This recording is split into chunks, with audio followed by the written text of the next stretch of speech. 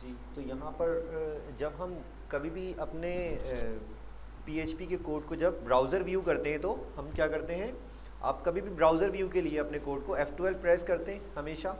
लेकिन जब पीएचपी का कोड आप F12 करते हैं तो आपके साथ एक प्रॉब्लम ये आती है कि वो फुल पाथ से दिखा रहा होता है जहाँ आपका कोड होता है, यानी कि लोकल सर्वर से उसको नहीं दिखा रहा होता है। तो आपने करना क्या होता है कि ये सब आप लोग मिटाते हैं ऐसे लोकल होस्ट और फिर जाके इंटर करते हैं और फिर कहीं जाके आपका कोड रन होता है। तो ये एक हर दफ़ा की एक प्रॉब्लम है सबके साथ। तो इस प्रॉब्लम को कैसे सॉल्व करते हैं ज़रा देखें कि हमने जाना है साइट में, ठीक है। साइट में जाने के बाद न्यू साइट, ठीक है। साइट में जाने के बाद न्यू साइट पे क्लिक करेंगे। न्यू साइट में जाने के बाद आपने यहाँ पर अपनी साइट का नाम डिफ़ाइन करना है। मैं डिफ़ाइन कर देता हूँ PHP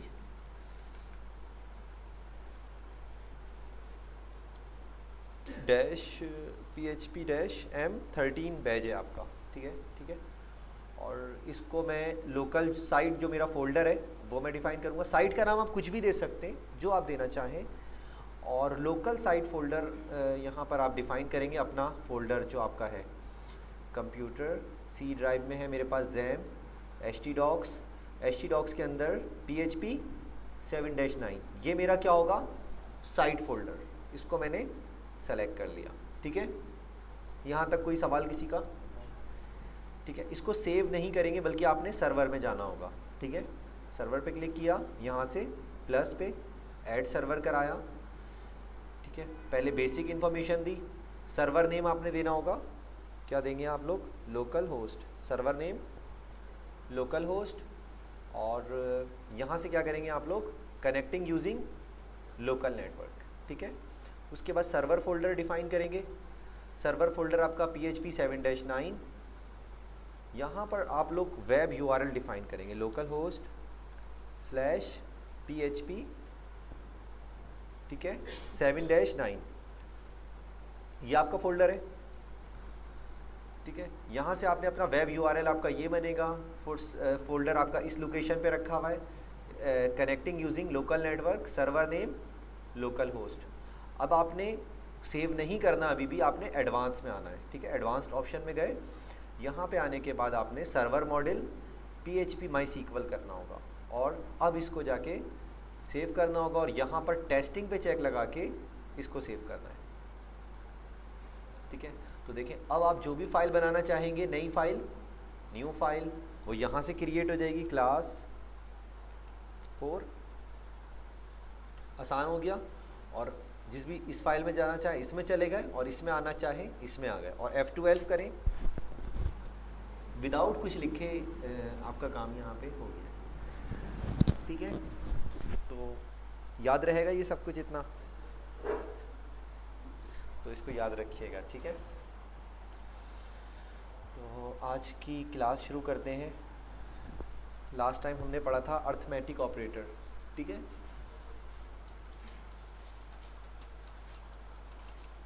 अर्थमेटिक ऑपरेटर हमने कंप्लीट किया था पूरी लास्ट क्लास में। और आज हम पढ़ेंगे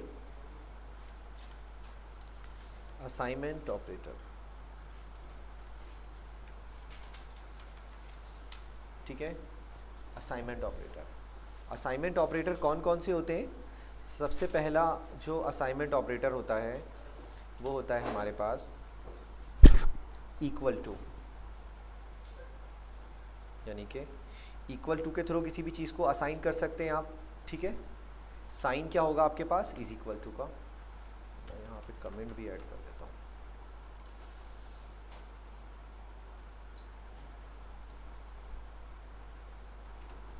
ठीक है। इक्वल टू, साइन क्या होगा, ये साइन होगा आपके पास। सेकेंड है आपके पास प्लस इक्वल टू, साइन आपके पास होगा प्लस इक्वल टू, ठीक है। थर्ड ऑपरेटर होगा आपके पास माइनस इक्वल टू या सब्सट्रैक्शन इक्वल टू, दोनों सही हैं,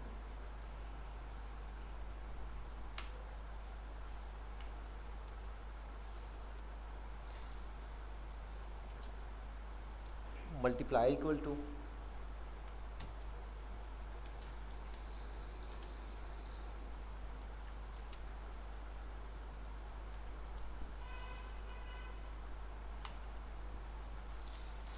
ई है आपके पास, डिवाइड इक्वल टू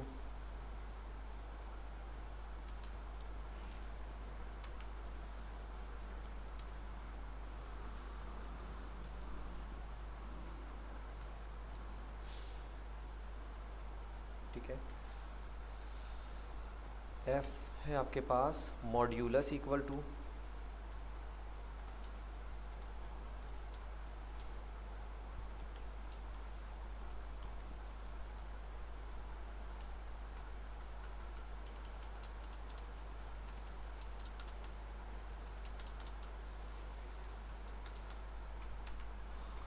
तो ये हमने यहाँ पे अपने कितने ऑपरेटर्स देखे, 6। हमारे पास ये असाइनमेंट ऑपरेटर के अंदर कितने ऑपरेटर्स हैं मज़ीद, 6 ऑपरेटर है। पहला है equal to, second plus equal to, third minus equal to, fourth multiply equal to, fifth divide equal to, और सिक्स्थ मॉड्यूलस इक्वल टू। ठीक है, तो इसकी एग्जाम्पल लेंगे सबसे पहले फर्स्ट वन की, कि फर्स्ट वन क्या है। फर्स्ट बहुत आसान है, मेरे पास एक वेरिएबल है $ABC। मैंने कहा $ABC इज़ इक्वल टू 10। ठीक है, तो ये मैंने यहाँ पे कौन सा ऑपरेटर यूज़ किया है इस वक्त, ये वाला ऑपरेटर इक्वल टू। इक्वल देखें, इस ऑपरेटर के नाम से जाहिर है कि हम असाइनमेंट का मतलब है किसी चीज़ को कोई वैल्यू असाइन करना चाहते हैं। ठीक है, किसी चीज़ को कोई वैल्यू असाइन करना चाहते हैं, किस की मदद कैसे करना चाहते हैं। असाइनमेंट का एक रूल है, आप लोग अगर अपने पास अगर लिखना चाहें, मैं पेन ब्रश थोड़ा सा ओपन करता हूँ थोड़ी देर के लिए। असाइनमेंट का एक रूल है, इस रूल को समझ लें या आप अपनी कॉपी में इसी तरह से बना लें। ठीक है, फॉर एग्जांपल असाइनमेंट का रूल ये है, मैंने बनाया एक वेरिएबल x, ठीक है, या $x कहते हैं चलें PHP में, तो आप लिख लें $x इक्वल टू, मैंने कहा 10। ठीक है, मैंने यही लिखा है ना अभी, ये नहीं लगा दिया। हमेशा एक बात, अच्छा एक काम में एक चीज़ और बनाता हूँ, आपसे पूछता हूँ। मैं कहता हूँ 10 इक्वल टू $x। डिफरेंस बताएं, इसमें और इसमें क्या डिफरेंस है, कोई डिफरेंस है? कोई डिफरेंस नहीं है, ये और ये दोनों सही है, एक ही बात है, एक ही बात है ये और ये। बिल्कुल गलत है, ऐसा नहीं है। असाइनमेंट ऑपरेटर में ऐसा नहीं होता। देखें, आपके पास 2 साइड्स हैं, ये कौन सी साइड कहलाई आपकी, लेफ्ट हैंड साइड, और ये कौन सी साइड कहलाई आपकी, राइट हैंड साइड। ठीक है, ये आपकी राइट हैंड साइड है और ये आपकी लेफ्ट हैंड साइड है। असाइनमेंट का ये रूल है, ये याद रखिएगा, हमेशा हमेशा हमेशा याद रखिएगा कि राइट हैंड वाली वैल्यू हमेशा लेफ्ट हैंड को असाइन होती है।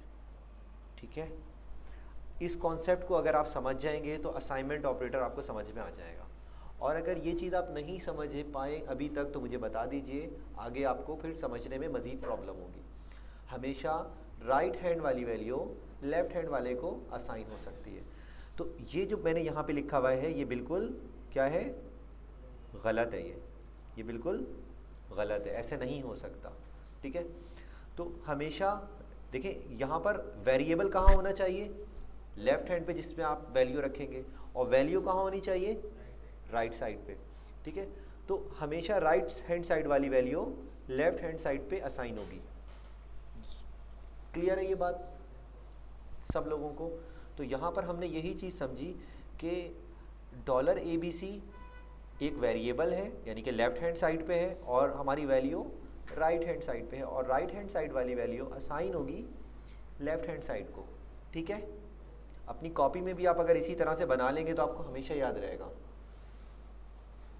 इस चीज़ को अपनी कॉपी में अगर आप लोग इसी तरह से बना लेंगे ना, रूल्स ऑफ असाइनमेंट लिख लें, रूल्स ऑफ असाइनमेंट लिख लें, एक हेडिंग डालें रूल्स ऑफ असाइनमेंट, हमेशा उसमें लिखें हमेशा राइट हैंड साइड वाली वैल्यू लेफ्ट हैंड साइड को असाइन होगी। ठीक है, ये असाइनमेंट का रूल है। ये हमेशा राइट हैंड वाली वैल्यू लेफ्ट हैंड साइड पे असाइन होगी, रूल्स ऑफ असाइनमेंट।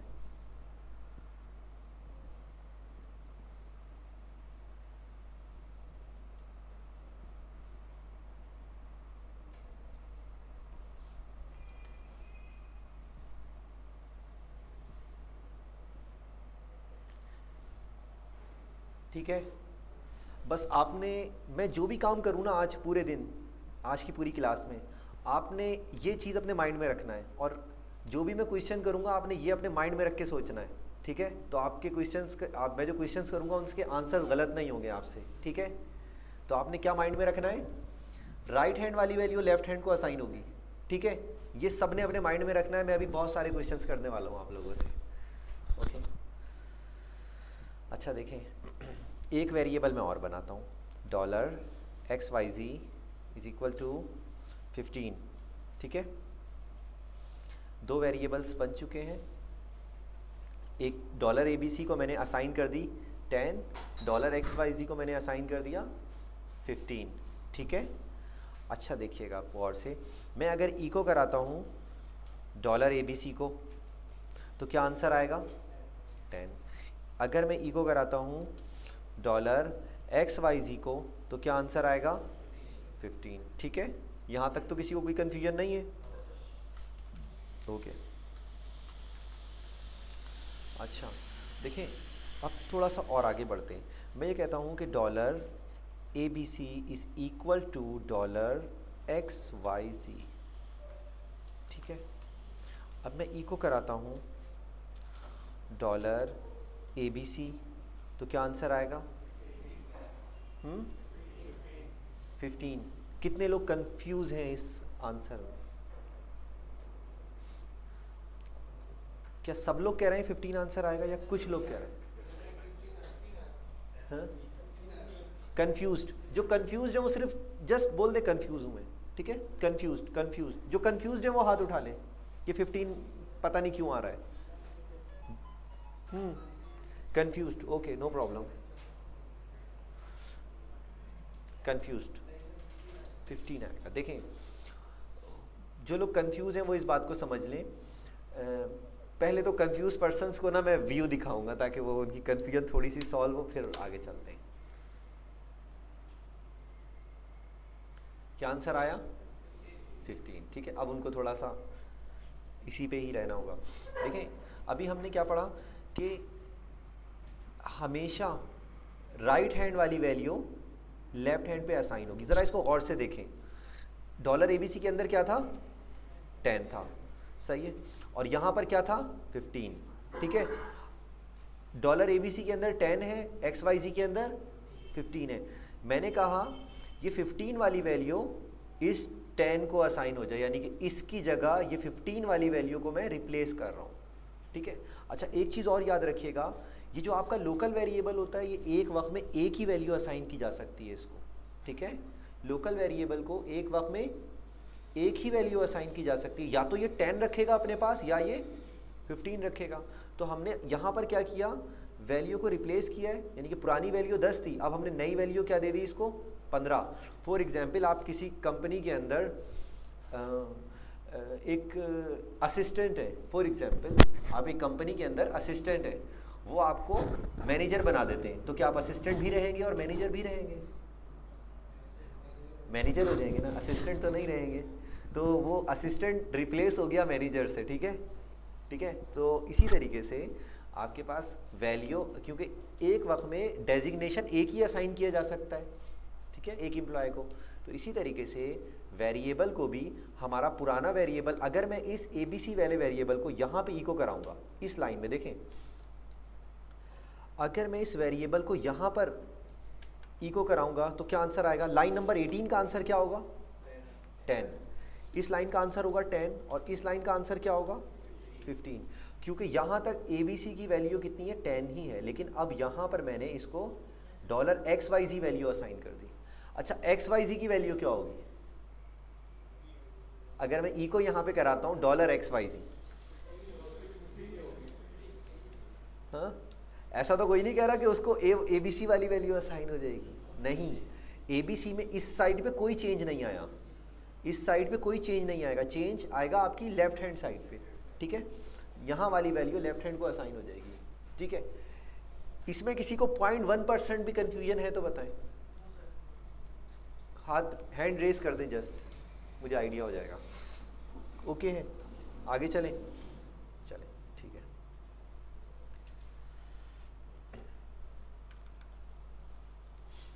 तो ये हमारे पास क्या होता है, असाइनमेंट ऑपरेटर, ठीक है, कि आपने इस तरह से किसी भी वेरिएबल को कोई वैल्यू असाइन आप कर सकते हैं, ठीक है। अब चलते हैं सेकंड वाले में, हमारे पास क्या है, प्लस इक्वल टू। सेकंड क्या है, plus equal to. Plus equal to मैं एक हेडिंग डाल देता हूँ छोटी सी, को बड़ी हो गई ना, छोटी कर लेते हैं, H2।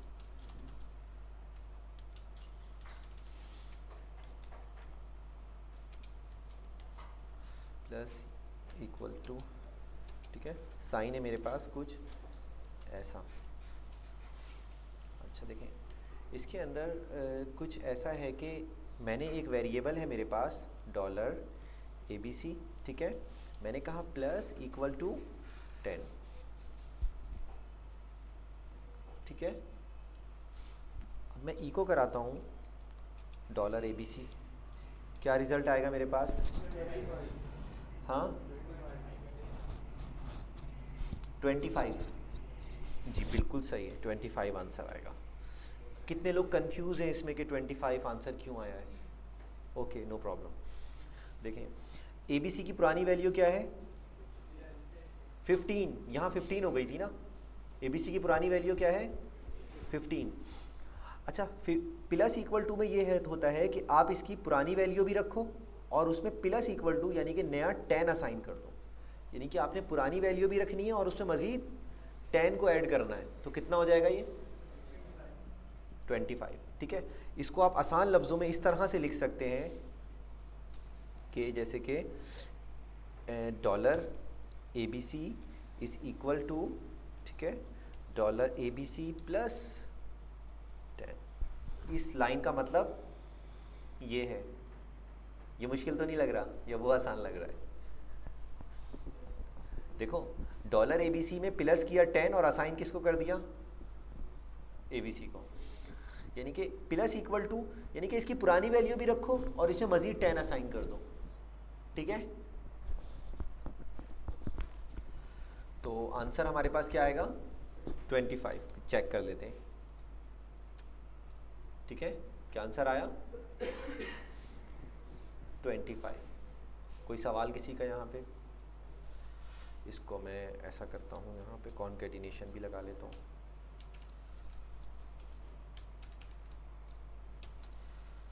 ठीक है।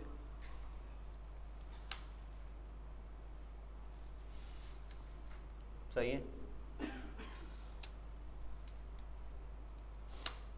सही है, अच्छा जी। अब मज़ीद आगे चलते हैं। तीसरा हमारे पास क्या है, थर्ड, माइनस इक्वल टू। बिल्कुल प्लस इक्वल टू की तरह हमारे पास क्या होगा, minus equal to. Minus equal to कैसे काम करेगा मैंने कहा $इको, बल्कि इको मैं बाद में कराऊंगा, पहले just $ABC minus equal to, मैंने कहा 10, और फिर मैंने नीचे वाली लाइन में कहा इको $ABC, क्या आंसर आएगा यहाँ पे 15। कितने लोग अभी कंफ्यूज हैं,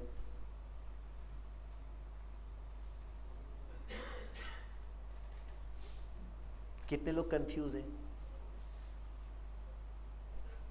हाँ? अब सबको क्लियर है। देखिए यहाँ पर वैल्यू इसकी कितनी हो गई थी, ABC की 25 है अभी, ठीक है। अच्छा, पुरानी वैल्यू भी माइंड में रखें, $ABC यहाँ पे कितना है 25, मैंने कहा इसकी पुरानी वैल्यू भी रखो और उसमें से 10 को माइनस करके इसको असाइन कर दो, ठीक है। तो 25 में से 10 लेस हुआ, 15 बचा, और वो वैल्यू किसकी हो गई, ABC वाले वेरिएबल की, ठीक है। अभी आसान हो गया।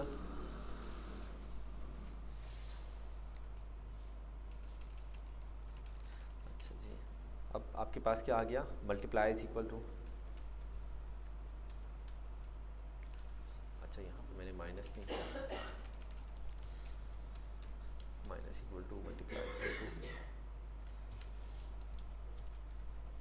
बिल्कुल उसी तरीके से काम करेगा ये भी। Dollar ABC multiply equal to 10 जी, क्या आएगा? देखें पुरानी वैल्यू है 15, 15 मल्टीप्लाई हो जाएगा 10 से, कितना आंसर आएगा? 150, बिल्कुल सही है, गुड। ठीक है, आंसर क्या आएगा इसका? 150, चेक कर लें, मल्टीप्लाई इक्वल टू 150। ठीक है,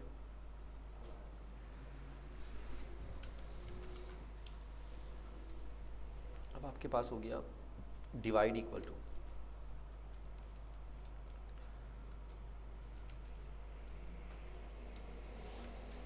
dollar ABC divide equal to 10 जी,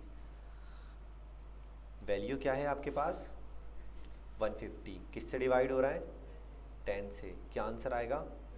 15।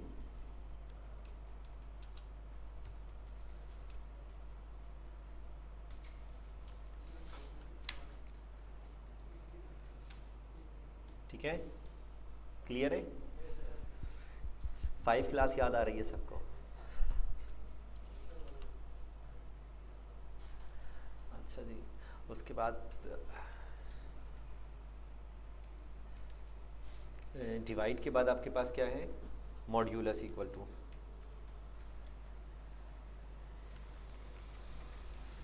जी हाँ, dollar ABC modulus equal to 10। देखो 15 मैंने अंदर रखा, 10 बाहर रखा, अब जो भी आंसर आया, जो रिमाइंडर बचा वो क्या है? मॉड्यूलस। ठीक है, और वो ABC को असाइन कर दो, इको डॉलर ABC, ठीक है, 5। ठीक है, 10 बाहर है ना, देखो नहीं समझ में आया ये यार, ये देखो 10 बाहर रखा, 15 अंदर रखा, 10 वन जा 10, क्या बचा? 5। ठीक है, समझ आई बात? तो इस वजह से 5 आया आपके पास आंसर, और ये वैल्यू किसको असाइन हो गई?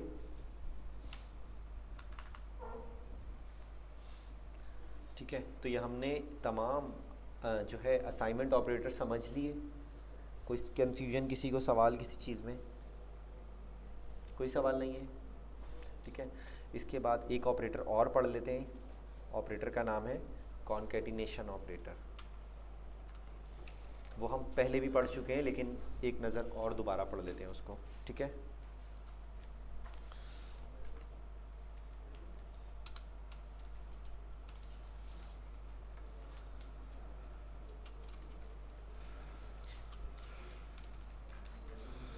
बाहर चले जाएं क्लास से दोनों।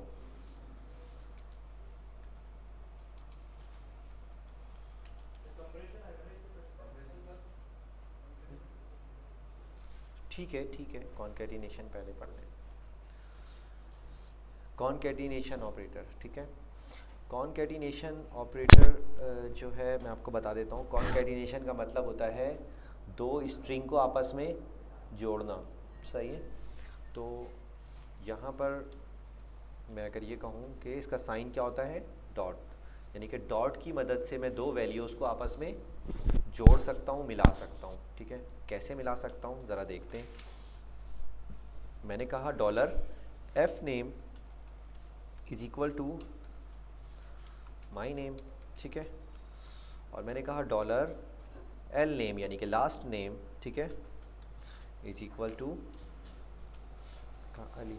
ठीक है, ये दो अलग अलग वेरिएबल्स हैं और दोनों वेरिएबल्स में अलग अलग वैल्यू है। ठीक है, और उसके बाद अब मैं इनको प्रिंट करवाना चाहता हूँ, दो वेरिएबल्स की वैल्यू को, यानी कि दो स्ट्रिंग वैल्यूज़ को, लेकिन कैसे?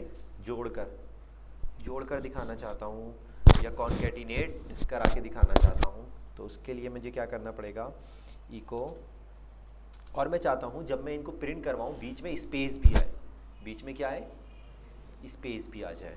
तो उसके लिए देखिए मैं क्या करता हूँ, डॉलर एफ नेम, ठीक है, मैंने लिखा डॉट, ठीक है, ये क्या आ गया बीच में, स्पेस, और बीच में मैंने एक स्पेस प्रेस भी कर दिया, डॉट डॉलर एल नेम। तो मैंने क्या किया, दो वेरिएबल्स को जोड़ा और प्लस बीच में क्या जोड़ा, एक अदद स्पेस को भी जोड़ा, ठीक है। अगर स्पेस नहीं जोड़ता तो ये दोनों कैसे आते, देखें स्पेस भी आ गया, ठीक है।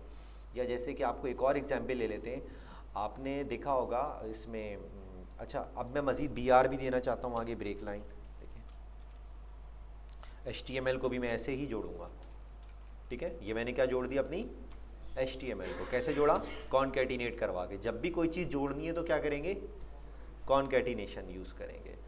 डेली लाइफ में भी आप चीज़ों को जोड़ते हैं, कोई भी एल्फी से जोड़ते हैं, दूसरी चीज़ों से जोड़ते हैं, ठीक है। यहाँ पर आप PHP में कैसे जोड़ेंगे, कॉन्कैटिनेशन से जोड़ेंगे, ठीक है। अच्छा जी, तो आपने एक चीज़ और देखी होगी फेसबुक में ख़ास तौर पे, जब आप लॉगिन करते होंगे तो आपको वहाँ लिखा हुआ आता होगा वेलकम, या याहू में, सही है, फिर उसके बाद आपका नाम, सही है, ऐसे ही आता है ना। तो ये इस तरह से आएगा, वेलकम, यानी कि एक उन्होंने स्ट्रिंग लगा लिया और डेटाबेस से आपका नाम मंगवा के फैच करवा के यहाँ दिखा दिया, ठीक है। ये वाला स्पेस, हाँ ये स्पेस भी दे सकते हैं इस तरह, लेकिन वो स्ट्रिंग के अंदर स्पेस आएगा ना, ऐसे भी दे दें, ठीक है। देखो ऐसे, अब ये स्ट्रिंग ही थी ना, तो इस वजह से मैंने यहाँ पे एक स्पेस दे दिया, ठीक है। तो अगर वेरिएबल होता तो फिर मुझे इस तरह से भी स्पेस देना पड़ता, मतलब वेरिएबल को भी कर सकते हैं। अभी वहाँ पे मैं आ रहा हूँ, जस्ट 1 मिनट बस, ठीक है। देखें ये मैंने क्या किया, ये मैंने एक स्ट्रिंग लिखा और ये मेरी वेरिएबल की वैल्यू आ गई, ठीक है। समझ में आई ये वाली बात भी। अच्छा एक चीज़ और, हमने एक चीज़ पढ़ी थी कि जो मेरे ख्याल से मैंने लास्ट क्लास में बता दिया था, वेरिएबल्स का मैंने बता दिया था ना, सिंगल कोट डबल कोट का डिफरेंस, तो वो तो क्लियर है ना सबको, हाँ बस सही है, ठीक है। फिर क्या प्रॉब्लम है, सिंगल कोट डबल कोट, देखें सिंगल कोट और डबल कोट में एक डिफरेंस है। मैं एक इसको मैं वो कर देता हूँ यहाँ पे, ठीक है, BR लगा देता हूँ, एक difference between single quote and double quote, ठीक है। तो ये लिख लें अपने पास, लिख लें अपने पास, कॉपी में लिख लें, difference between single quote and double quote, ठीक है। ये मैं पेपर में देता हूँ नॉर्मली ये वाला सवाल,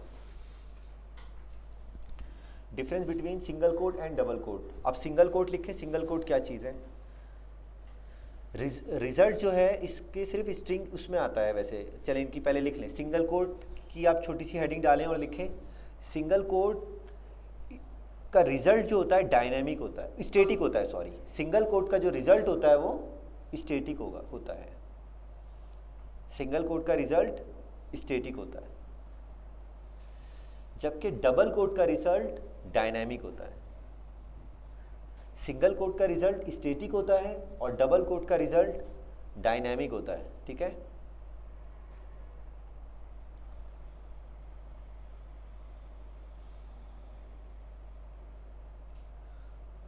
सिंगल कोट का रिजल्ट देखें, लिख लें, ये लिख लें, मैं लिख देता हूं, स्टैटिक रिजल्ट,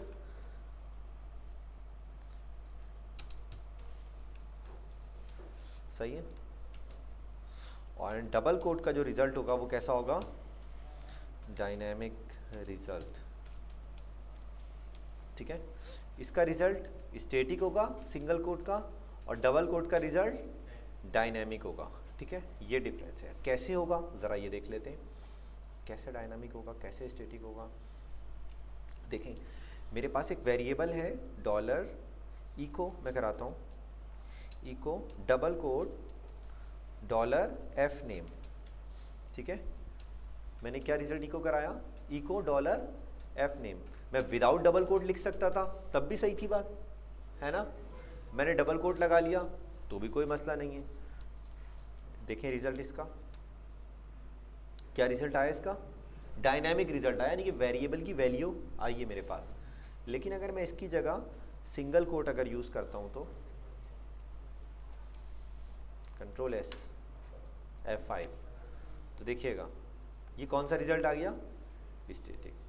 ठीक है, तो लेकिन मैं यहाँ पर कोई वैल्यू, स्ट्रिंग वैल्यू स्टोर कराने के लिए मैं सिंगल कोड भी लिख सकता हूँ और डबल कोड भी लिख सकता हूँ, यहाँ पे कोई डिफरेंस नहीं है।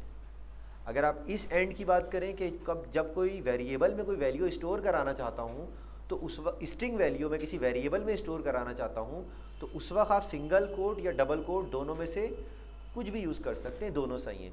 लेकिन इको जिस वक्त करवा रहे हैं तो उस वक्त आपको ये पता होना चाहिए कि आप डायनामिक रिजल्ट दिखाना चाह रहे हैं या स्टैटिक रिजल्ट दिखाना चाह रहे हैं। इको करवाते वक्त आपको इस बात का पता होना चाहिए कि आप रिजल्ट डायनामिक दिखाना चाह रहे हैं या स्टैटिक। अगर आप स्टैटिक रिजल्ट दिखाना चाह रहे हैं तो सिंगल कोट में लिखेंगे, और अगर आप डायनामिक रिजल्ट दिखाना चाह रहे हैं तो डबल कोट में लिखेंगे। ठीक है, कोई सवाल किसी का यहाँ तक? सब कुछ दे सकते हैं, सब कुछ दे सकते हैं। टैब भी दे सकते हैं, मतलब 2 स्पेस नहीं, एक ही स्पेस काउंट होगा, सॉरी नो। फिर वो एंड एंड BSP यूज़ करेंगे ना, HTML एंटिटी जो है एंड एंड BSP वो यूज़ करेंगे अगर आप मज़ीद स्पेस देना चाहते हैं तो उसके लिए। ठीक है, और कोई किसी का सवाल यहाँ पे? ठीक है, तो इसकी आप एग्जाम्पल मुझे करके दिखाएं सब लोग, फिर मज़ीद आगे चलेंगे।